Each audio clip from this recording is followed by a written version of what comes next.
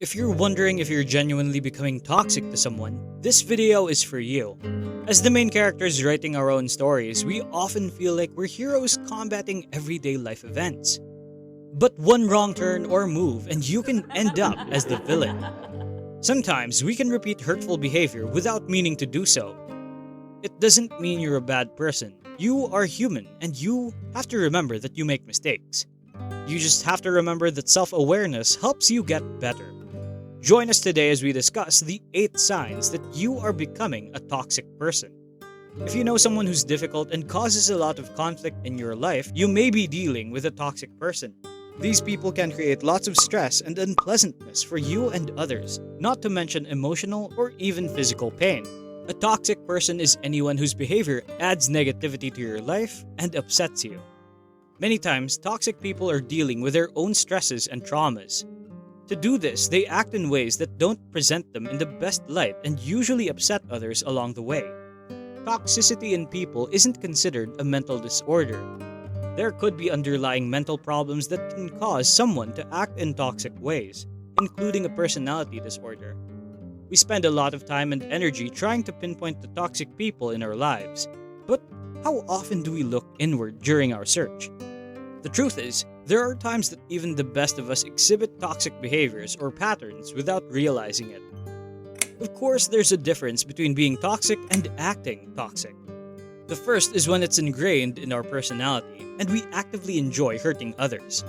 The second corresponds to aspects of our behaviors.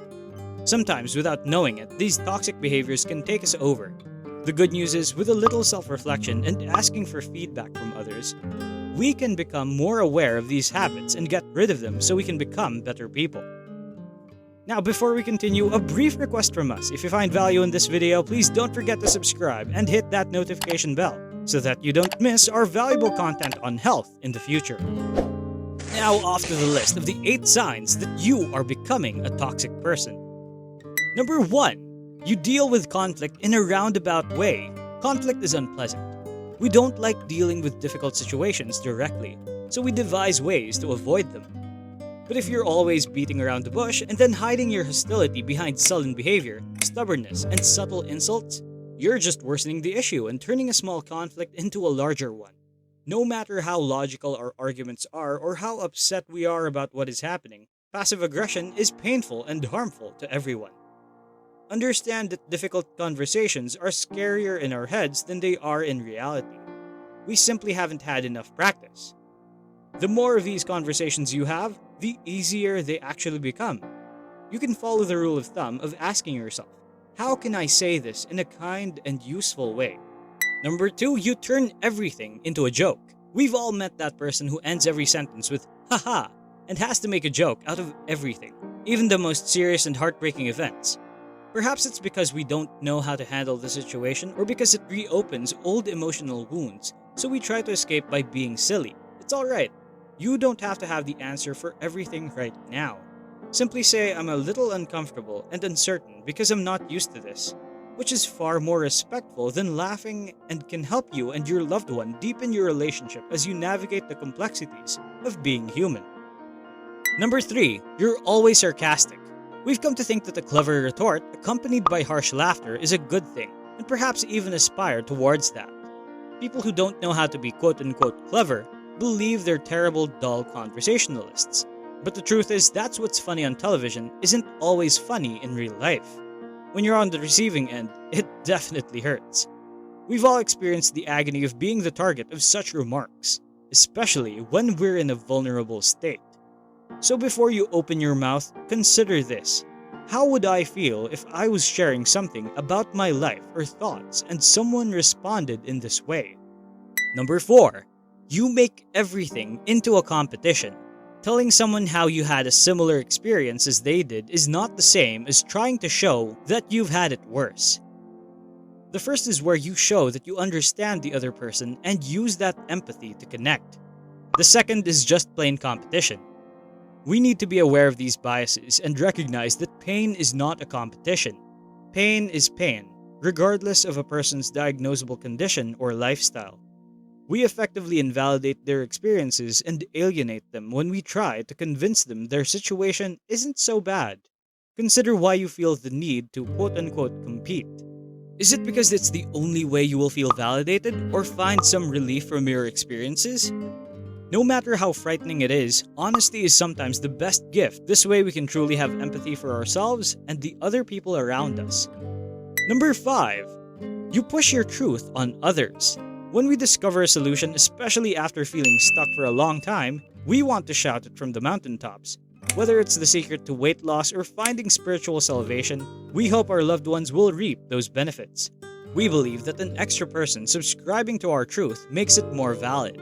However, forcing our truths down someone else's throat feels just as uncomfortable and invasive as the metaphor implies. Furthermore, just because something worked out for you does not guarantee that it will work out for someone else. Remember that you are their loved one, not their doctor or coach. Your role is not to heal or save them. Simply be the best example for them. Live your life the way you'd like someone else to have been your role model. You can gently open the conversation when they are ready and begin asking you questions. Number 6. You want to fix everyone and everything. Simply put, other people aren't our projects. And just because we can solve a problem doesn't mean that we should. The responsibility rests squarely with the issue holder, who may not even recognize it as a problem. Sometimes, people aren't looking for solutions or even a listening ear. But by probing, we unintentionally create trauma from non-existent wounds. Instead, we can ask, do you want to talk about it? If they say no, we can offer to be there if they change their minds. If the person did not request advice, simply say, hey, I have a suggestion. Would you like to hear it? Additionally, recognize that you don't need to fix everyone. Learn to accept people's flaws, help them when asked, and if necessary, withdraw from those relationships where the person's behaviors are seriously negatively affecting you. Number 7. You think pointing out and berating people on their flaws will help them change. One of the most humiliating situations is when someone well-intentioned gathers others to shame you for a flaw in the hope that it will motivate you to act. We hear stories like this in families where the flaw could be a mental health issue or a bad skin day. Know that doing so is hurtful and alienating. Most of us are aware that when we are a shadow of our former selves, and if the slide is in the wrong direction, we are preoccupied with adjusting or even mourning the loss of our former selves. Adding salt to the wound only triggers more shame and anxiety. What you could say instead would be something like, hey, I've noticed this change in you, and I'm here for you if you ever want to talk about it. You can then leave the ball in their court. Lastly, number 8, you tell everyone to just change their mindset. We frequently tell each other to cheer up, stop thinking that way, or be logical, effectively applying cognitive Photoshop to our quote-unquote negative emotions. We do so because they are uncomfortable or socially unpalatable, but applying a rational filter to everything is irrational. The only way to master your emotion in difficult situations is to feel them, rather than just quote-unquote sucking it up. We must fully acknowledge their role in our lives as signals and sources of wisdom. Unfortunate situations occur, and you can't simply reset these things with the push of a mental button or a mindset transplanted into our minds. Rather than telling someone to simply change their way of thinking, simply sit with them and be a source of emotional comfort. Allow them to earnestly convey their emotions out loud to you without judgment. Sometimes this is all that's needed for them to regain some semblance of emotional equilibrium. And who knows, this small step can actually help set them out to tackle their problems. That concludes our video on the 8 signs that you are becoming toxic. Be reminded that this video is primarily for information only, and we do not claim to provide medical advice or emotional help support that is tailor-suited to your needs. Always be reminded to consult with a medical professional and seek personalized healthcare that will fit you. Hey, if you have the time, please leave a like, subscribe, and click that bell button. Anyway, see you later, and thank you always for watching.